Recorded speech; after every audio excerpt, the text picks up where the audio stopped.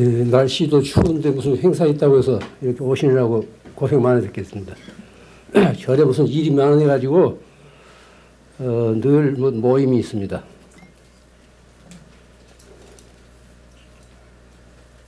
올 한 해도 저물어 갑니다.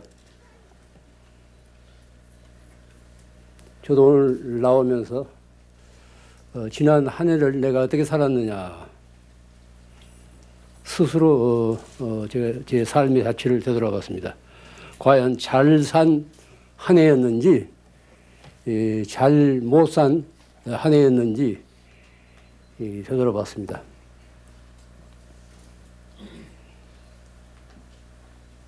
우리가 사는 세상은 극락세계도 천당도 아닙니다. 이 사바세계, 인도 말에서 온 말인데 사바세계, 사바사바해서 적당히 살아간다는 세상이 아니고 참고 견디면서 살아가야 하는 그런 세상이라는 뜻입니다. 참고 견디면서 살아가야 할 세상.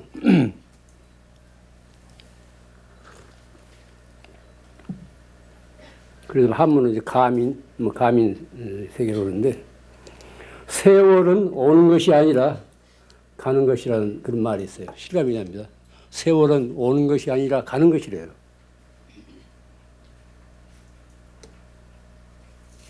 그러나 이런 말에 팔리지 마세요. 사실은 세월은 가는 것도 아니고 오는 것도 아닙니다.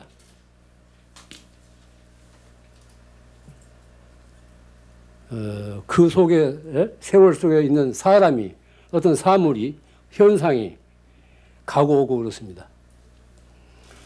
철학자들 표현을 얘기하면은 시간 자체는 존재예요. 그저 있는 겁니다. 이것이 흘러가는 것이 아닙니다. 그 시간 속에 사는 우리들 자신이 오고 가고 변해가는 겁니다.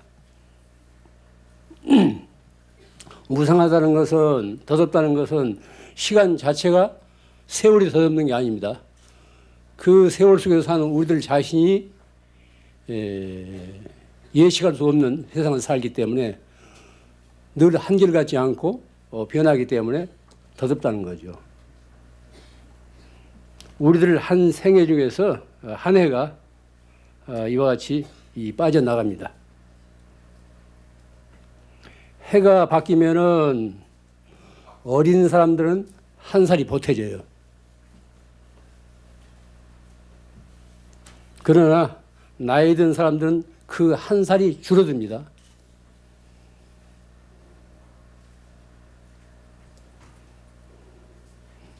그렇기 때문에 가치를 부여할 수 없는 시시한 일에 시간을 낭비한다면 우리 인생이 너무 아깝습니다.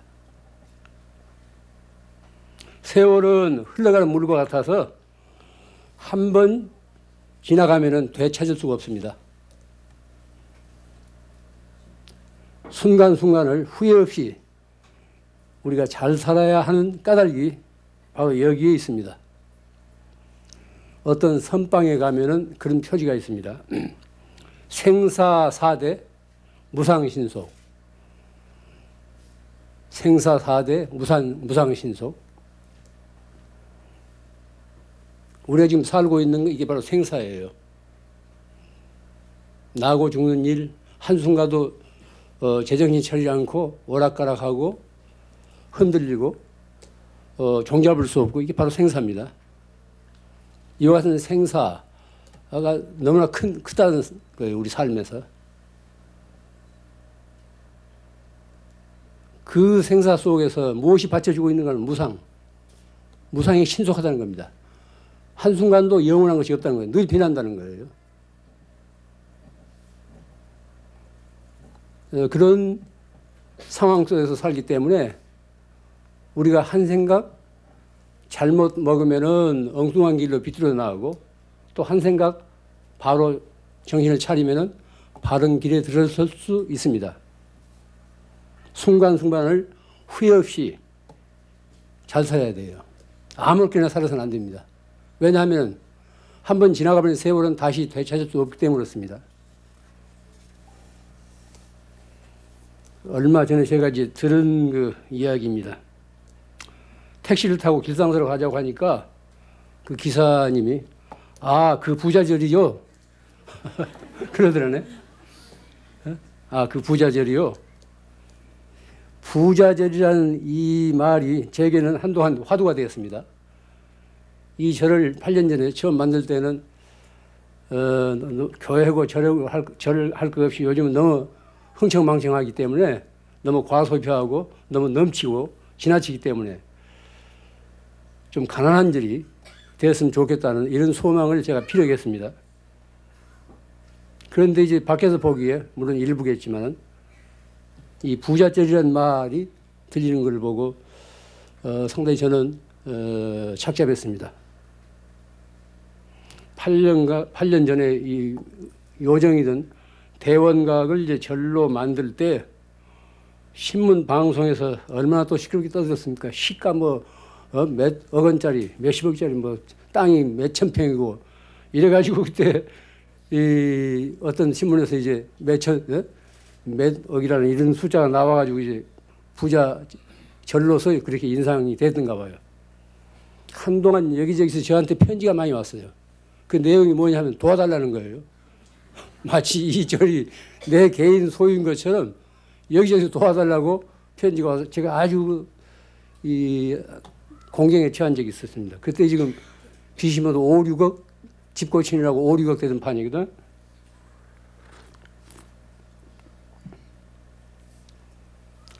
부자란 도대체 무슨 뜻인가?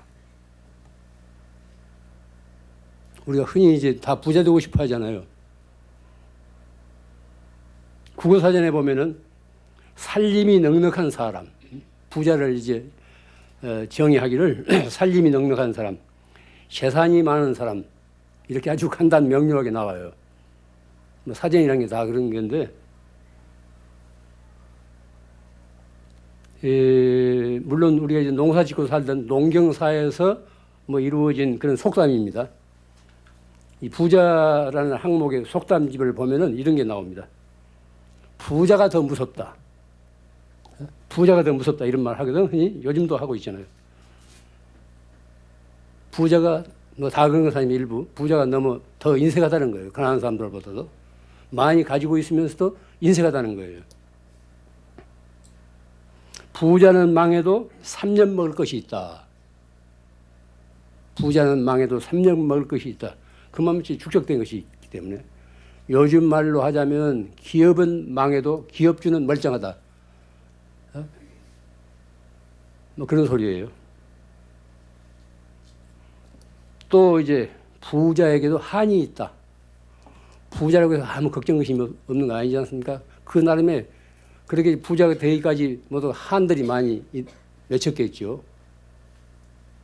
어떤 의미에서는 가난을 면하기 위해서 그냥 전심전력을 기울여서 이것저것 가리지 않고 그렇게 이제 긁어 모아가지고 부자가 될 수도 있었죠. 또 이런 속담도 있습니다. 부자가 하나면 새 동네가 망한다. 나 이 속담 보고 깜짝 놀랐어요. 부자가 하나면 동네 셋이 망한다는 거예요.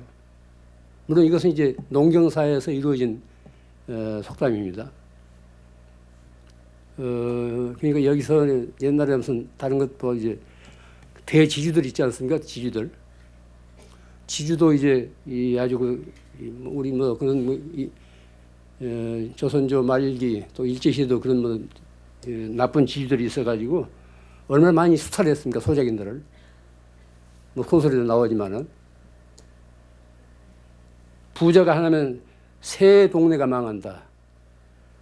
그러면 그 인근에서 다 이제 수탈을 당했다는 거예요. 이런 부자에 대한 속담을 제가 찾아보면서 여러 가지로 생각이 오늘날 재벌과 옛날 부자는 어떤 상관관계가 있는가 이런 생각을 하게 됐습니다. 인간의 탐욕은 이게 끝이 없어요. 끝이 없습니다. 그래서 이제 그 경전에 보면 탐욕이 바로 생사윤회의 근본이라는 거예요. 탐욕이라는 지나친 욕심, 분해, 넘치는 욕심이에요. 자기 그릇보다 더 많이 채우려고 하는 그런 욕구. 끝이 없는 겁니다. 얼마만큼은 만족할까? 만족할 줄을 몰라요. 이건 있는 사람뿐이 아닙니다. 오늘날 우리들은 무엇을 가지고도 만족할 줄을 몰라요. 그러면 우리가 가진 것만큼 행복한가?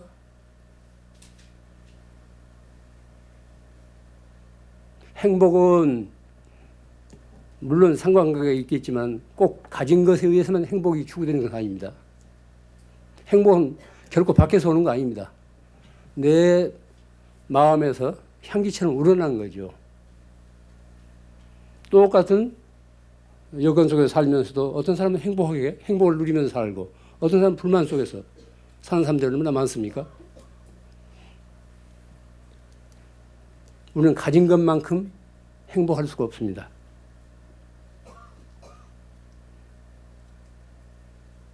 세상은 모두 너나 없이 다 부자가 되고 싶어요. 그건 아주 본능적인 소망이에요. 다 이제 여유 있게 잘 살고 싶다. 잘 살고 싶어요. 부자가 되기 위해서는 뭐 수단 방법을 가리지 않고 그렇게 이제 뭐 그 길을 쓴 사람들 있지 않습니까? 또 요즘 그 세계화라는 게 뭡니까? 뭐 미국이라든가 이런 강대국에서 자기들이 온 그 세계를 시장화시키겠다는 이런 뜻에서 더 이제 부자가 되고 싶다는 거예요. 그래서 이루어진 새로운 그 경제적인 침략이죠. 일종의 침략 전략이에요. 우리 사회에서도 있었고 뭐 세상에도 다 널리 알려진 일인데 졸부들이 졸부.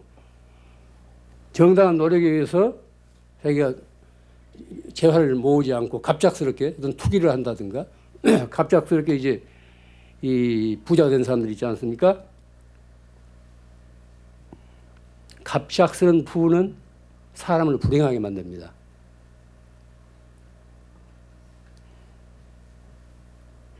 그것은 자기 분수 바깥 것이기 때문이에요.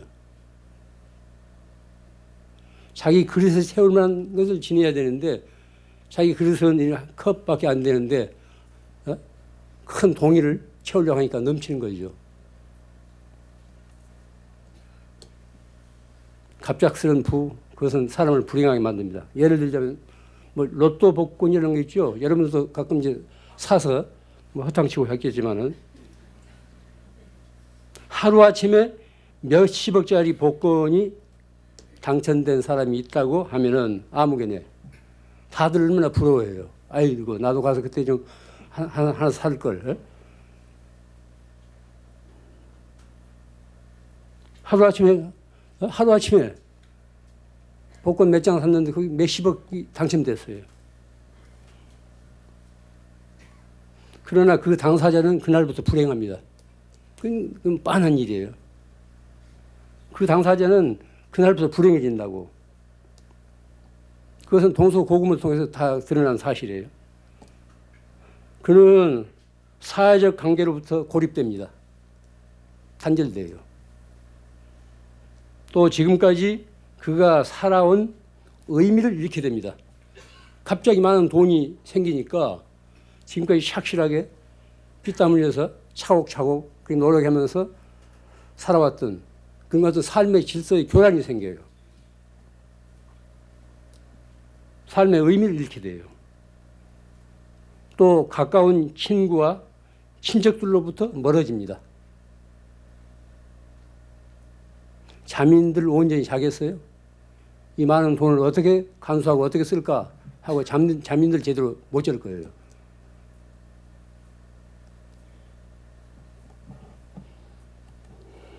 세상에 곳곳은 없습니다. 횡재를 만나면 반드시 횡액을 당하게 돼요. 이게 인과관계예요. 횡재.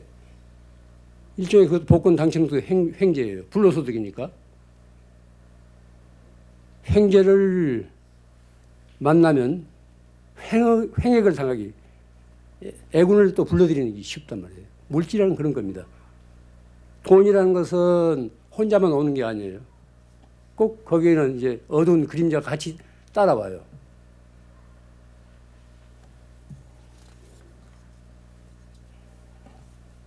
오래전에 이것도 제가 들은 이야기예요. 어떤 스님이 기도를 해가지고 복권이 당첨됐다네. 그러니까 내가 든 지 한 20년 전에 그때도 복권이 있었든지 뭐 전라북도 어떤 절이에요. 복권이 당첨되니까 갑자기 이제 확실하게 뭐 기도도 하고 그러던 스님이 당첨되니까 이거 어쩔 줄 몰라가지고 거기서 이제 한 뭉치 떼서 자기 은사 스님 차를 하나 사드렸어요. 그리고 자기도 이제 차를 하나 사고 그때부터 생각이 달라진 거예요. 돈이 갑자기 생기니까. 그래서 가지고 그 아래 뭐 저 아래 동네 어떤 처녀하고 눈이 맞아가지고 뭐 결혼까지 했다네. 그 후로 또 들은 이야기가 어디서 택시 기사하고 있대요. 택시 기사.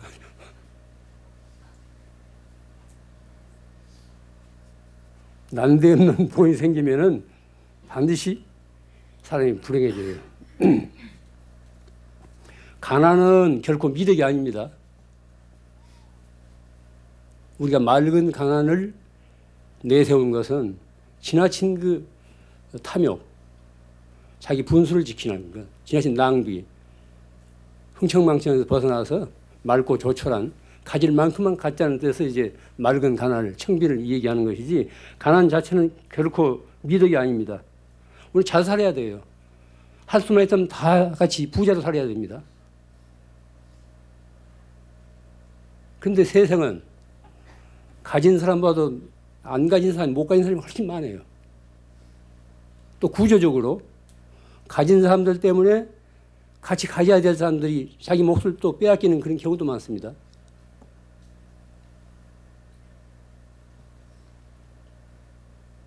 어떤 것이 진정한 그런 부자인가? 가진 것이 많건 적건 덕을 닦으면서 사는 사람입니다. 덕이란 뭡니까? 이웃에 대한 배려예요. 이웃과 나누어 가지는 겁니다. 우리에게 주어진 재화는 원천적으로 내 것이 아닙니다. 내가 이 세상에 나올 때 가지고 나온 것이 가지고 나오지 않았습니다. 또 삶을 살다 하지 갈 때 내가 가지고 갈 수도 없습니다. 단지 어떤 인연에 의해서 내게 어떤 우주의 그런 그 재화, 선물이 내게 지금 잠시 맡겨지는 거예요. 그것을 바르게 관리할 줄 알면은 그 연장이 되고 오래 지속되고 그걸 바르게 그런 소식을 모르고 바르게 관리하지 못하고 흥청망청 탕진하게 되면은 곧 그건 회수당해요. 검찰이라든가 경찰이 뭐합니까? 그걸 회수하기 위해서 지금 기다리고 있잖아요. 그럼 구조적으로 그렇게 돼 있어요. 그러니까 우리에게 무슨 물질이 생겼다고 할 때 이걸 조심스럽게 생각해야 됩니다. 이건 내 것이 아니라니까요. 단지 내게 맡겨진 거라고. 설사 내 어떤 정당한 소득이라 하더라도 이건 내게 맡겨진 거예요. 본래 내 것이 아니기 때문에. 이것을 바르게 쓰면은 덕을 닦게 되는 거고 이것을 잘못 쓰게 되면은 복을 감하게 돼요. 가진 것이 많건 적건 덕을 닦으면서 사는 사람이 되어야 됩니다. 어려운 이익과 나누어 가질 수 있는 사람이 잘 사는 사람이고 또한 부자입니다. 모든 것은 한때예요. 무상하다는 말은 그 소리입니다. 모든 건 한때예요. 늘 지속되는 것은 없습니다. 부자라고 해서 늘 부자라는 법은 없습니다. 지금 가난하다고 해서 계속 가난한 법은 없어요. 무상하다는 것, 변한다는 것은 어떤 가능성을 지니고 있는 거예요. 자기가 그만큼 의지적인 노력, 창조적인 노력을 통해서 축적할 수도 있고 또 그냥 흥청망청 있던 것도 다 이제 하루아침에 날려버릴 수도 있고 그렇습니다. 영원한 것은 없습니다. 모두가 한때예요.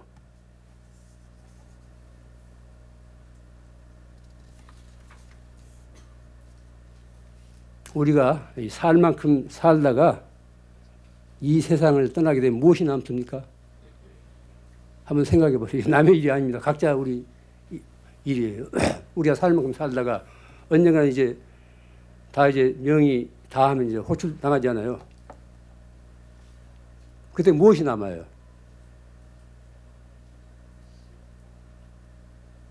집이 남습니까? 무슨 자식이 남습니까? 누가 남는 게 아무것도 없다니까요. 그건 내 것이 아니에요. 나와 상관이 없어요.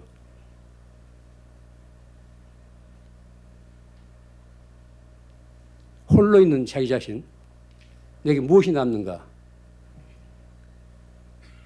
그 많은 것, 지식이 됐건, 또 무슨 재산이 됐건, 또 뭐 그 밖에 다른 뭐 재화가 됐건 간에 아무것도 가져가지 못합니다. 그럼 무엇을 가져가는가? 평소에 지은 업, 이 업이라는 건 나쁜 업만이 아닙니다. 좋은 업도 되고 악업도 되고 그래요. 평소에 지은 업만 그림자처럼 따라가요. 우리가 사는 것 살다가 이 세상을 떠나갈 때 아무것도 가져가지 못합니다. 이 몸도 버리고 가잖아요. 그럼 무엇이 따라가는가? 내가 평소 하루하루 살면서 닦은 그 업, 그게 선업이 됐건 불선업이 됐건 업만 이 그림자처럼 따라가요. 그래서 인도 사람들 표현에 하면 이 다음 생에 바로 그것이 이제 이 다음 생을 이룬다는 거예요. 뭐든지 갑작스럽게 되는 게 아닙니다. 그렇게 차곡차곡 쌓여서 되는 거예요. 가령 어린애들이 뭐 3살짜리가 4살짜리가 이제 뭐 작곡을 하고 뭐 연주를 하고 한다는 것은 갑자기 그렇게 되는 게 아닙니다. 전생에 쌓은 그런 역량이 어떤 계기에 그렇게 싹이 트는 거예요. 비근한 예로서 이제 여기 스님들이 몇 분 계시는데 우리들 도 그래요. 이 금생에 처음 이 머리 깎고 절에 들어온 사람들은 여기 정착이 안 됩니다. 한 20, 30년 있으면 다 이제 택시 운전사가 되고 뭐 다 나가버려요. 몇 생 이 길에서 이제 닦인 사람들은 죽어도 떠나지 않는다니까요. 업이 그런 거예요, 업이. 중 모집한다는 광고 보신 분 있습니까? 부처님 당시부터 중 모집한다는 광고 없어요. 신학대학에서는 신학생들을 모집합니다. 그래서 이제 사제도 만들고 목사도 만들고 그래요. 동대에서는 이 승려를 만드는 데가 아닙니다. 그 종단에서는 일반 교육기관이에요. 누가 오라고 하지도 않는데 제 발로 때가 되면 걸어서 온다니까. 한 생각 내가지고. 그것도 한 생각 일으키게 되면 누가 기다리는 것도 아닌데 한시가 바빠요. 한시가 바쁘다고. 그게 무슨 소식이에요? 다 전생에 익힌 소식입니다. 그건 수행자만이 아닙니다. 모든 사람이 다 그래요. 익히기 탓이라니까요. 그러니까 우리가 하루하루 어떤 마음을 가지고 어떤 행위를 하느냐, 어떤 말을 하느냐, 어떤 마음을 가지고 있느냐 하는 것은 곧 이 다음의 나를 형성한다니까요. 누가 그렇게 만들어주는 것이 아닙니다. 내 스스로가 순간순간 살면서 이 다음의 나를 그렇게 만들고 있어요.